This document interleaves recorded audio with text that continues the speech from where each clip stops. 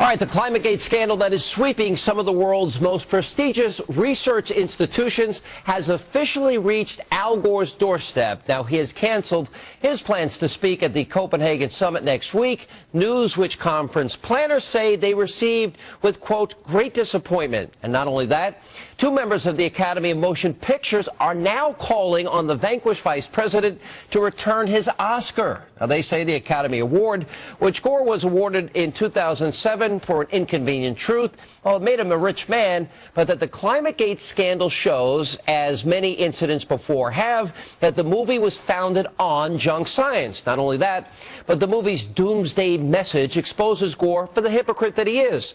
Now, Al Gore may want you to bike to work every day, but this video, which we showed you 2 years ago, yes, that shows him getting off his private jet and into a big gas-guzzling town car. Oh, and then, of course, there's Gore's supposedly green mansion, which, according to a 2008 estimate from the Tennessee Center for Policy Research, consumes far more energy than the average American home. As a matter of fact, 20 times what you use in a year, he uses in a month. And don't forget his houseboat. Yes, he owns a custom-made houseboat that he's dubbed BioSolar One. Now, the Powerline blog computed that you'd have to drive 975 miles farther from Chicago to New York to emit the same amount of fuel that Gore's green houseboat uses in a single day. And that doesn't count, by the way, the jet ski that he has perched on the back. So it's safe to say that Climategate has revealed that global warming and that movement is run by hacks and frauds. And given that Al Gore personifies the movement, maybe that shouldn't come as any surprise. But the political fallout from this scandal, well, that's just beginning. The head of the UN's International Panel on Climate Change is calling for an investigation on the subject. And GOP lawmakers, well, they want the same. Senator James Inhofe, the minority-ranking member of the Environment and Public Works Committee, is leading the fight to investigate the issue on Capitol Hill, and he joins me now. Senator, good to see you. Thanks for being with us. Hey, Sean. Good to be with you. All right. You got the Oscar. He's got the Nobel Prize. Do you join this effort? Should he have to give it back? Well, he's also got several $100 million. Let's don't forget that. Oh, yeah, I think it'd be great to give it back, but it's not going to happen. You know that, and I know that. But I'll tell you, what's happening now is very significant, and one of the things that is very difficult to deal with because people don't really understand it, and that is the endangerment finding.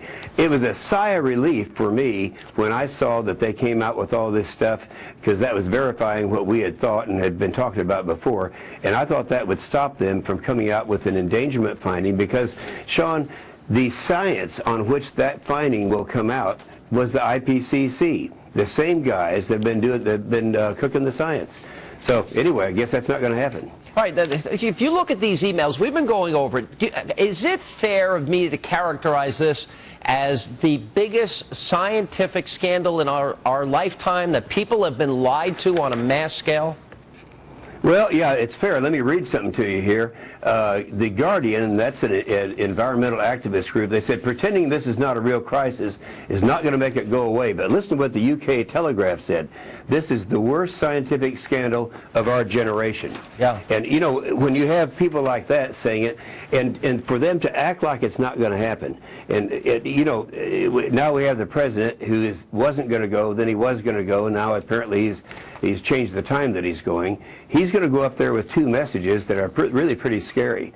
One is, I think that he's going to announce that the United States is going to reduce their emissions by, I think they said 17% by 2020. Now, that's not going to happen, but a lot of people over there in other countries, they think that if the president says it, they don't know that we have a Congress. So that's kind of a scary thing that he's going to take that message. The other one is, which I'm sure you've heard, he's going to commit $10 billion a year to developing nations to help them to do something about emissions in their countries. All right, now, can you imagine what... Yeah, but you wouldn't expect this from scientists. I mean, you look at these emails, quote, they want to, quote, hide the decline.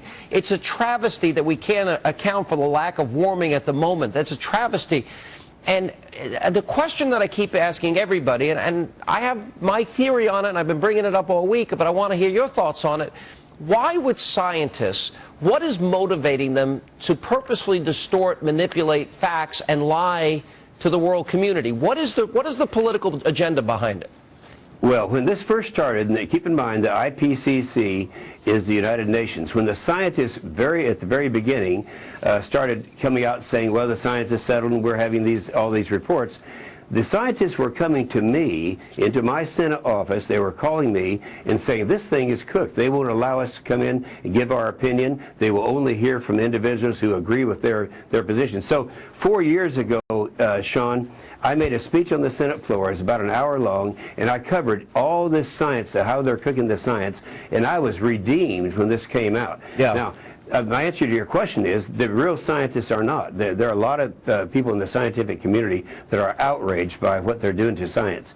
And keep in mind, the guy that is in charge of the IPCC, the top scientist, and that's where they get all of their information, all of the science that comes into policy making in the United States, in our government, comes from the IPCC. All right. Now, 59% Rasmussen say that they believe that the global warming data that we've been hearing about is rigged. So I think in that sense it's a good thing.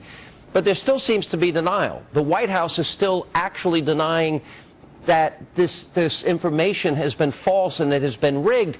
The question is, you know, they want to use this information even still on legislation that's going to impact every American. It's going to outsource jobs. We're going to lose jobs in the country. It's going to put a higher tax burden on the American people. So my question is, why can't they face the truth in light of what we now know? Well, I think the president clearly is trying to redeem himself with the far left because they got mad when he made his Afghan decisions. But just 2 days ago, we had Lisa Jackson, she is his choice to head up the EPA, come before our committee, and I said to her, how can you come out with an endangerment finding when it's based, by your own admission, on the science of the IPCC, which has now been debunked? And I think they're going to try to come out with I wouldn't be surprised if they did it next week, before people can find out how serious that is. All right, last question. Showing that endangerment finding would be a huge jobs, it would cost us millions of jobs and billions of dollars. All right, this was all exposed because of the Freedom of Information Act in Great Britain. We only have a few seconds. Barbara Boxer wants an investigation into, quote, the hacked emails. Was this really about more about a whistleblower? We only have a second.